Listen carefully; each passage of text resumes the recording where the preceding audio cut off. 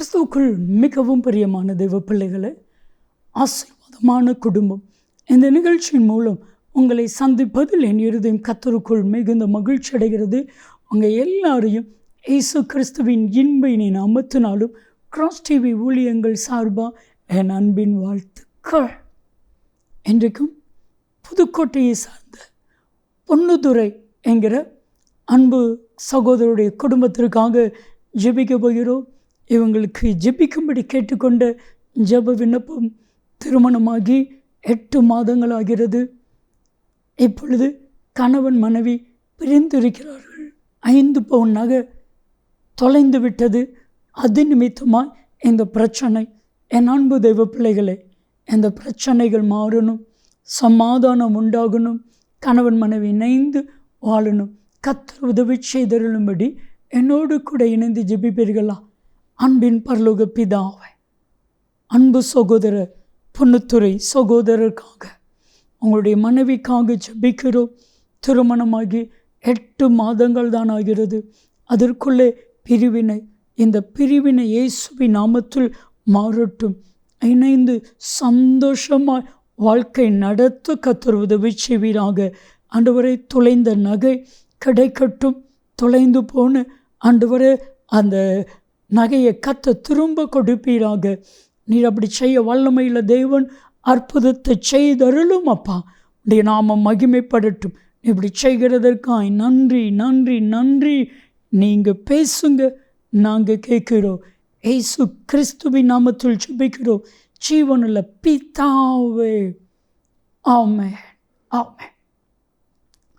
கிறிஸ்துவுக்குள் மிகவும் பிரியமான தெய்வ பிள்ளைகளே, ஆசீர்வாதமான குடும்பம், இந்த நிகழ்ச்சிக்காக ஆண்டவருடைய பாதத்தில் காத்திருந்து ஜெபித்த பொழுது தேவனாகிய கர்த்தர் சொன்ன கர்த்தருடைய வார்த்தை, விசுவாசிக்கிறவனுக்கு எல்லாம் ஆகும்.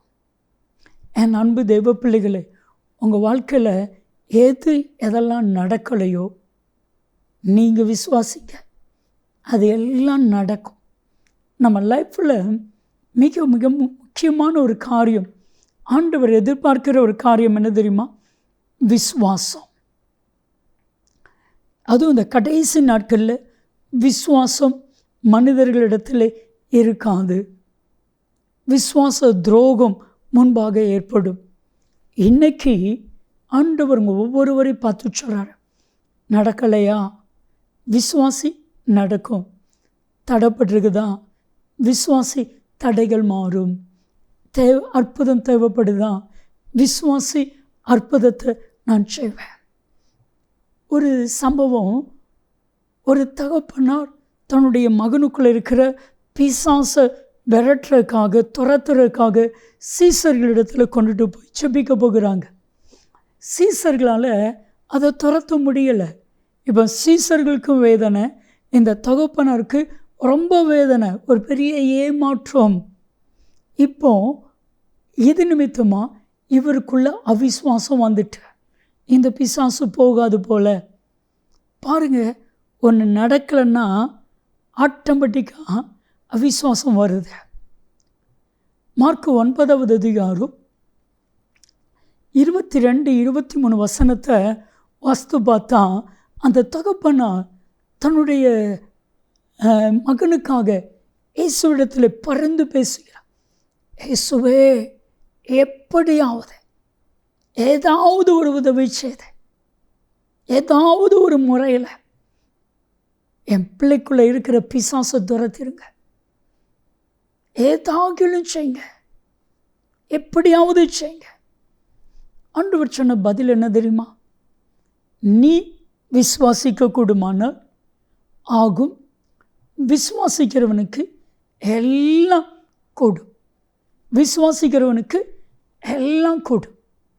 பிரியமான தெய்வ பிள்ளைகளே, ஏசு அற்புதத்தை செய்தா, அந்த மகனுக்குள்ளே இருக்கிற பிசாசை துரத்தினா, அந்த பிசாசு அந்த மகனை விட்டு விட்டு அப்படியே சென்று விட்டது. பாருங்க, எவ்வளவு பெரிய ஒரு அற்புதம்.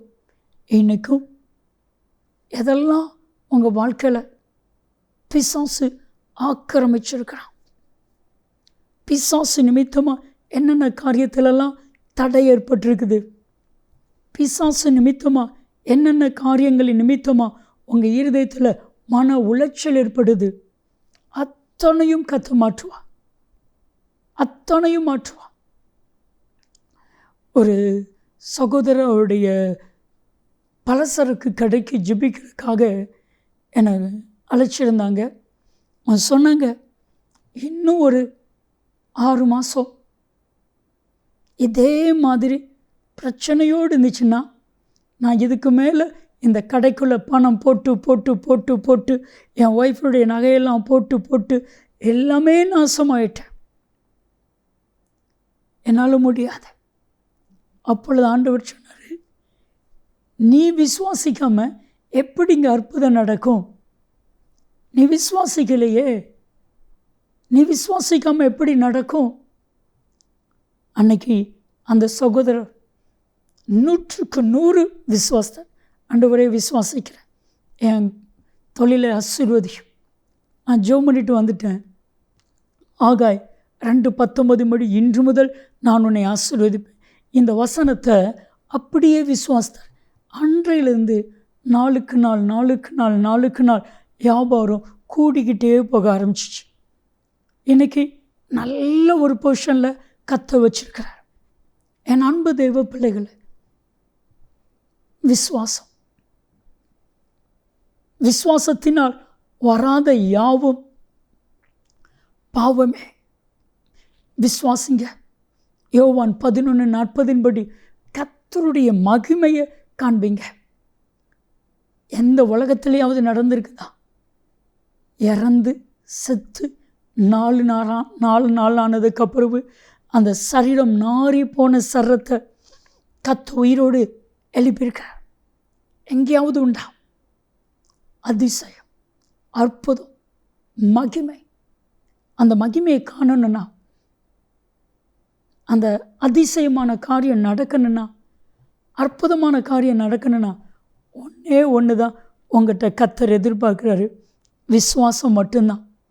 நீங்கள் விசுவாசிங்க, உங்களுக்கு எல்லாம் நடக்கும். ஒரே ஒரு வசனம் நான் சொல்கிறத புரிஞ்சுக்கோங்க. என்னால் இது முடியாது தான், ஆனால் தேவனால் முடியாததல்ல, தேவனால் எல்லாம் கூடும். மார்க்கு 10:27. இது மனுஷனால் கூடாதது தான், தேவனால் கூடாததல்ல, தேவனால் எல்லாம் கூடும். இதை விசுவாசிங்க, இதை நம்புங்க. உங்கள் வாழ்க்கையில் எல்லா காரியத்தையும் கத்த செய்ய வல்லமையில் தேவனாக இருக்கிறார், அவர் செய்வார். என்னோடு கூட இணைந்து ஜெபிப்பீர்களா? அன்பின் பரலோக பிதாவே, உம்மை விசுவாசிக்கிறவர்களுக்கு எல்லாம் நடக்கட்டும், எல்லாம் ஆகட்டும். நீர் அப்படி செய்கிறதற்காக உமக்கு கோடான கோடி ஸ்தோத்திரம். இயேசுவின் நாமத்தில் ஜெபிக்கிறோம் ஜீவனுள்ள பிதாவே, ஆமென். நன்மையும் கிருபையும் ஆசீர்வாதங்களும் நிச்சயமாய் உங்களை தொடரும். ஆமென், ஆமென்.